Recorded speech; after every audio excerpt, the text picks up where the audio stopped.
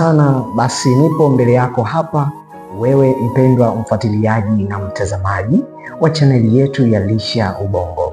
Chaneli yetu hii inafanya mambo ya msingi, inalisha ubongo, inatoa jumbe mbalimbali na pia inaelimisha jamii.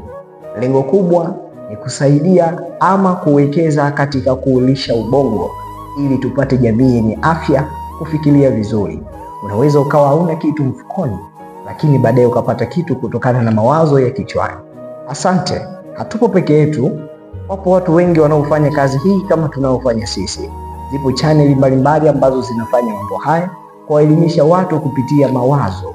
Chaneli mojawapo ipo Radio Maria, tunayo Amos Mjonge, tunayo Joel na Nauka, tunaye Ananias Eliga, tunaye Fahari Digital, tunaye Global TV, tunaye Sauti Yangu, tunaye Ram na wapo wengi sana. Karibu wafuatilie, bila kusahau kulike, kucomment, kushare na kusubscribe katika chaneli yetu hii ya Lisha Ubongo. Merci beaucoup. Ciao. Au revoir.